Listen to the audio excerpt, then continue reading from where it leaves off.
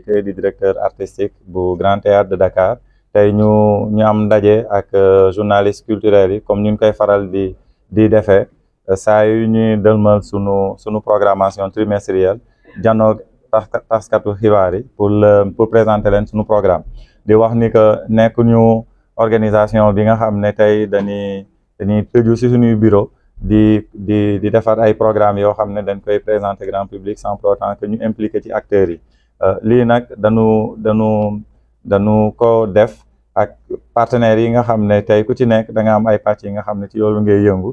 moo ñu permettre tey ñu janoog taskatu xibaar yi que ku ci nekk tey wax yow ci lan nga nekk lan ngay def ak naka la ñuy lëkkaloowee ak Grand Théâtre pour mën a mener ay activités fii nga xam ne moom mooy bërëb bu mag di théâtre alors ñu am ay activités yu mag yi nga xam ne moom leen waajal ci avril mai juin bi tàmbalee ko démb ak coopération chinoise bi nga xam ne dañu indiloon ay tambouris yu mag ay tëggkatu percussion yu mag yi nga xam ne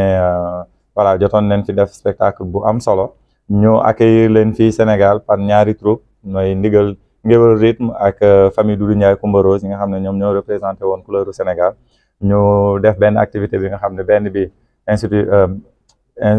UCAD leen ko defee Université Cheikh Anta Diop de Dakar beneen bi ñu defee ko fii Grand Théâtre mu valoriser woon bu baax a baax Sénégal ak suñu coopération bi nga xam ne moom leen am ak ñoom ñu am ay activités yu mag yi nga xam ne ñu ngi koy waajal boo leen demee ci suñuy réseaux yi di ngeen ko gis publier nañ leen boo leen duggee ci site internet yi di ngeen ko gis parce que publier nañ programme bi di wax population Sénégal ñu ñëw bu baax assister ci activités yi et parmi les activités di ngeen am pour la première fois ci histoire du Sénégal benn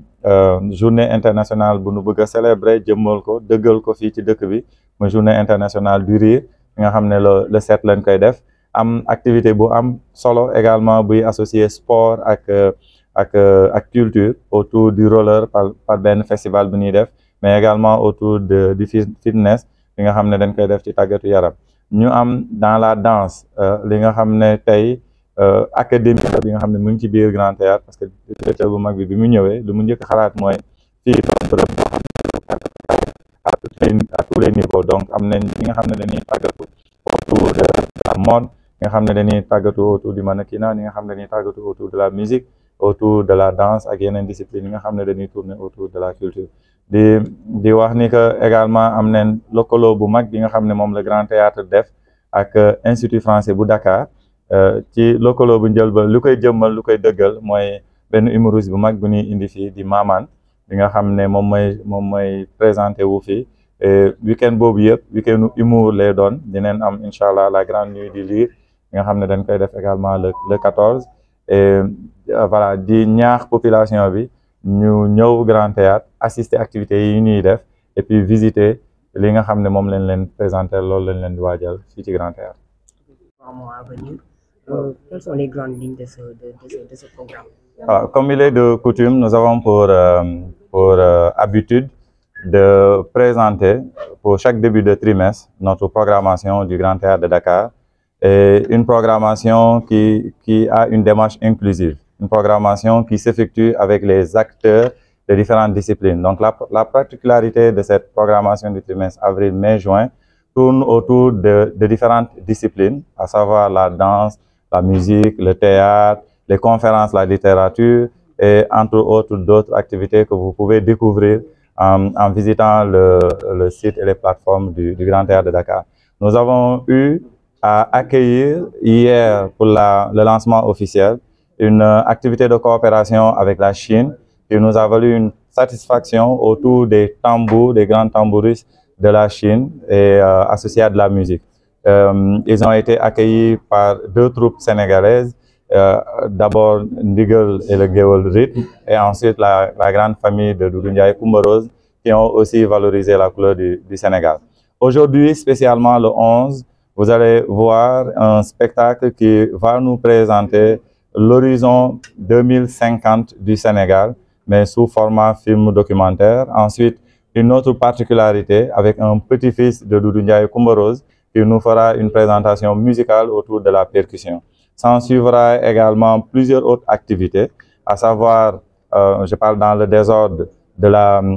du sport associé aux cultures, à travers une activité de fitness et de culture qui va se présenter au niveau du théâtre, une activité qui va se faire autour d'un festival de roller, toujours par rapport au sport et à la culture. Une activité qui va se tourner autour de la petite enfance parce que les enfants ont toujours eu à être laissés de côté dans le cadre des activités culturelles. Donc, ils auront aussi leur participation durant ces activités. Nous aurons du théâtre avec le festival, la 3e édition du Festival d'humour de Dakar. Nous aurons une journée exceptionnelle qui est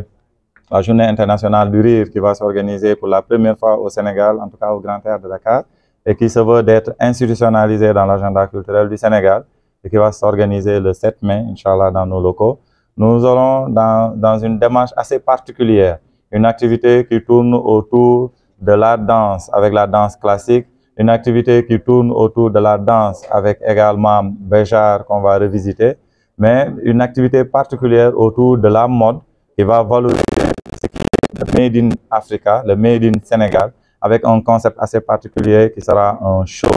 et qui se déroulera également le 4 mai.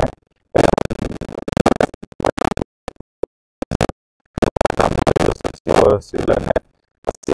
l'économie des activités qui vont se dérouler autour du cancer. Quelles seront vos principales cibles? Alors, déjà, comme vous l'avez vu, comme on vous a dit, nous travaillons de façon collégiale avec les acteurs de la culture dans toutes les disciplines confondues. Donc, nos premières cibles, c'est d'abord les acteurs eux-mêmes, qu'ils se sentent concernés par rapport à la programmation qui se déroule au niveau de ces lieux de diffusion, qui est le Grand Théâtre de Dakar. Et une fois que ces acteurs sont concernés, toute la production que nous mettons en diffusion est consommée par le grand public sénégalais, aussi bien le grand public de la diaspora, parce que le Grand Théâtre s'ouvre également à l'international, surtout la diaspora africaine.